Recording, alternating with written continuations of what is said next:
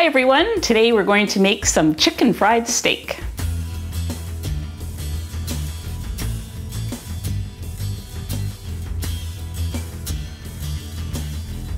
I'm Anita from KetogenicWoman.com, where I share keto and carnivore recipes and other cooking ideas that have helped me to lose about 140 pounds. If you're new here, welcome. I hope you check out some of my other videos.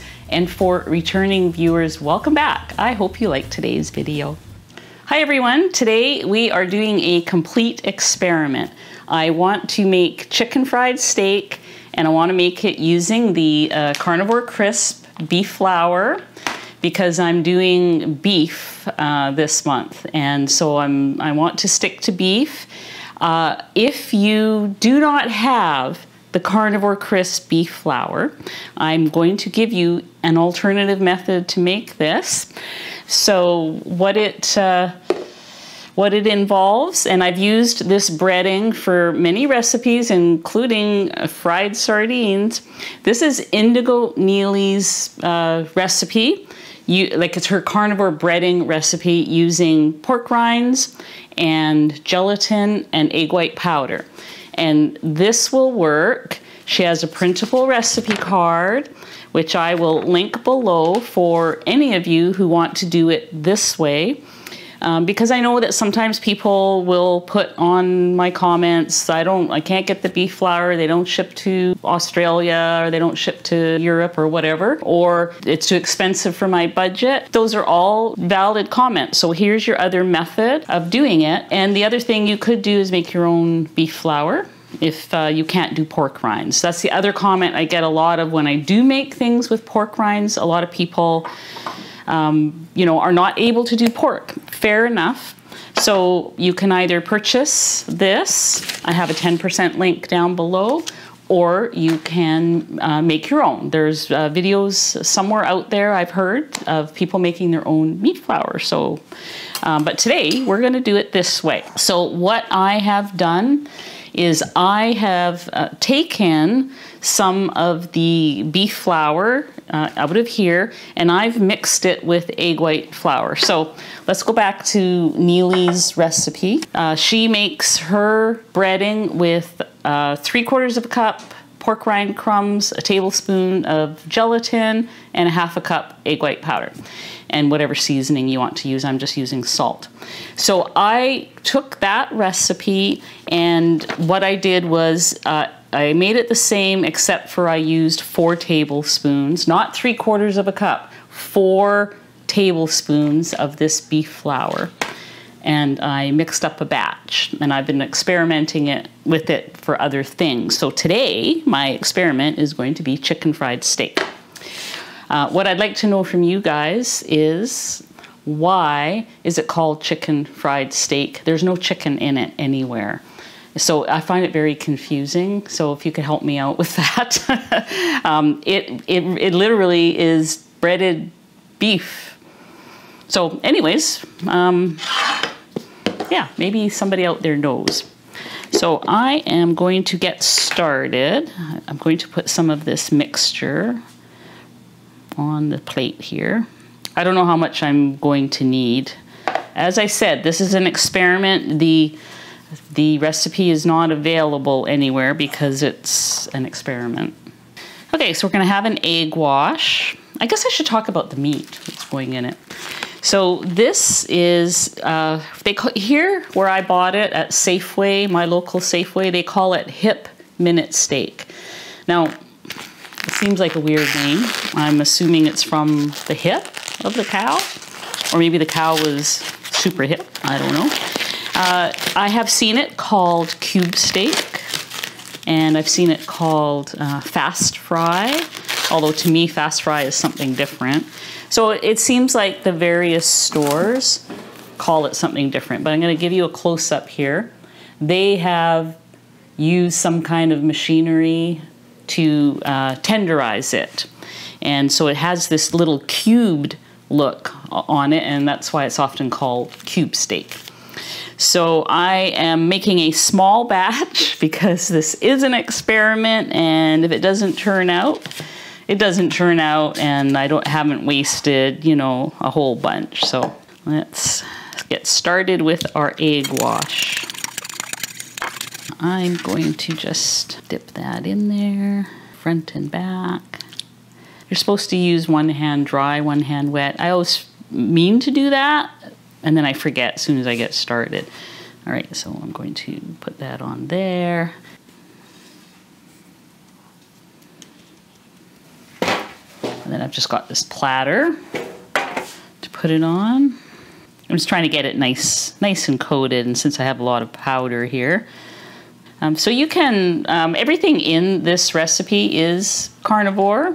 It's also would be good for BBBE, triple B and E, because it has eggs, beef flour, beef gelatin, and egg white powder. So it's all BBBE compliant. You can also use it for keto. Trying to pat it in there so that the coating gets into those little cubes and sticks to the steak. Oh, Teddy doesn't like what's going on out there. People have been messing with their cars today out there. So we have our 2 cube steaks here ready to go. I'm just going to sprinkle a little more of this on. Since I clearly put too much on my plate, may as well use up the excess. But it seems to be sticking nicely to the meat, so I like that. We will meet you over at the stove where we will fry up these chicken fried steaks, and I'm gonna make a little sauce of some kind to go with it too. We're at the stove about to fry up the steaks. I'm just waiting for the pan to heat up. So I thought I would show you this apron. It is covered in sardine cans. And even though I am not making anything to do with sardines today, I just thought it would be a good time to wear it. Give it a try. I was so excited when it arrived. I got it from Etsy. Completes my whole sardine thing, that obsession that I've had with, you know, sardine bag and eating sardines. And anyways, here we go. Let's go. Let's cook this up. Okay, so pan's nice and hot. I'm putting in about a tablespoon of bacon grease.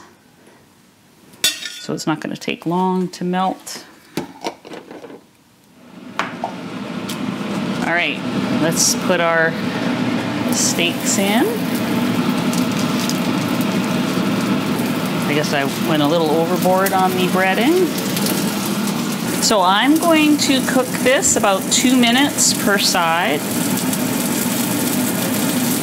And once it's cooked, about 2 minutes per side, I will throw it in the oven to stay warm while I attempt to make some sort of a sauce to go on top. I find that these types of steaks, they can be a little dry, and so I like to have a gravy or a sauce. You can always just use butter, put butter on top. And when you're cooking these steaks with the breading on them, or, you know, same with chicken breasts or whatever kind of meat you're cooking, don't move it all around because the breading will likely come off. And I just once you put it in the pan, just leave it there, let it cook for the 2 minutes, and then flip it. Okay. Flipping it. We have nice crispy crust. I'm gonna set the timer for 2 minutes. I couldn't remember whether I had already put salt in the mix that I had made in that jar, so I'm actually going to taste it first once these are ready, and then add salt if I need to, just in case. Okay, I'm going to take it out.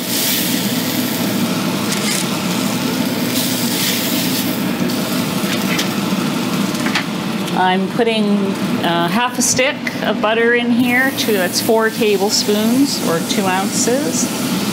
And these are going to go in the oven to stay warm.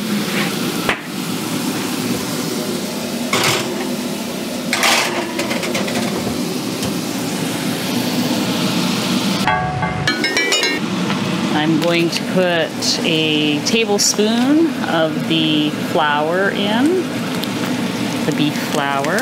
I'm hoping that it is going to thicken a bit. Now I also have some bone broth that I'm going to grab from the fridge.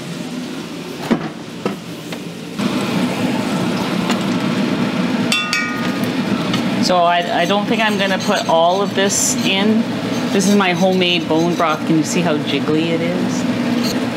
I made it out of some oxtails. I think that's all I'm gonna use. It's already looking like too much gravy. So basically, I'm just going to simmer this and in the hopes that it is going to thicken up and be like a brown gravy. Now, normally I would put in some cream cheese, maybe some heavy cream. It would be a gravy very fast, and a nice gravy too, like a white gravy. But I'm on I'm really trying to kick the dairy habit. I tried last month, didn't do that great. This month I am determined. And so this gravy is brown with no dairy in it. Other than the butter, I don't consider butter to be dairy. It doesn't seem to have the same effect on me that cream and cheese and things like that do. It's looking kind of nice. Nice rich color. I think that tablespoon of flour does help with the color and provides just a little bit of thickening. Give it a taste.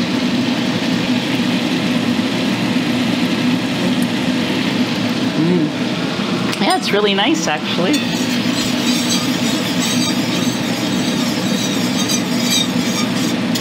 You can just let it simmer for, for however long until it thickens up a bit. If you don't have the flour, you don't have to use it. Just keep simmering. Eventually it will reduce down and thicken up. If you can do dairy, throw a little bit of dairy in it. A little bit of cream will be nice.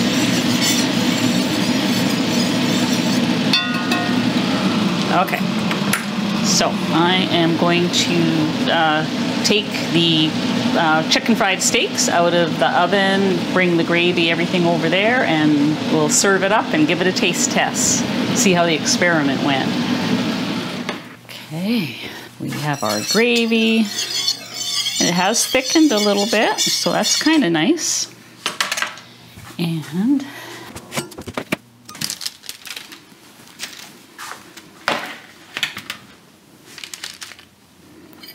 okay, there we go. Oh, I need a spoon. Actually, I want to try it first without the gravy, just to see. So there it is. We have a nice coating on it. I find those cube steaks just to be a little dry because I'm used to eating my meat rare to medium rare. And this is why I like to make a sauce. So,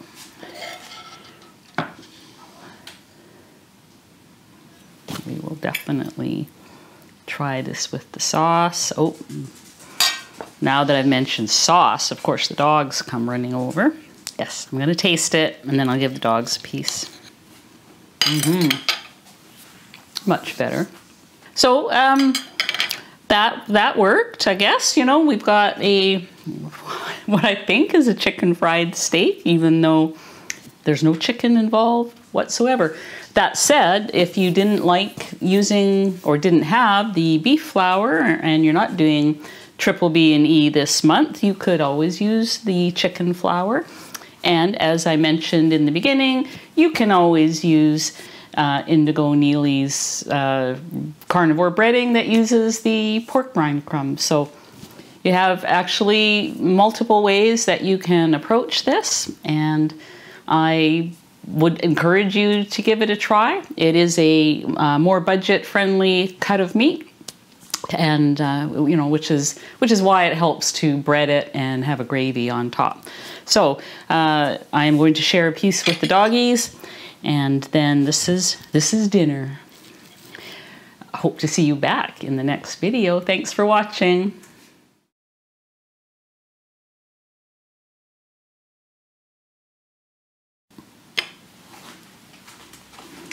Would you guys like to try? There you go.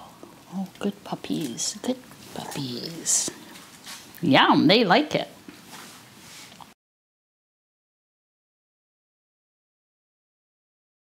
No, I want to scrap all that. Okay, take two. Do it again. I don't want to do it again. I have my mouth full now.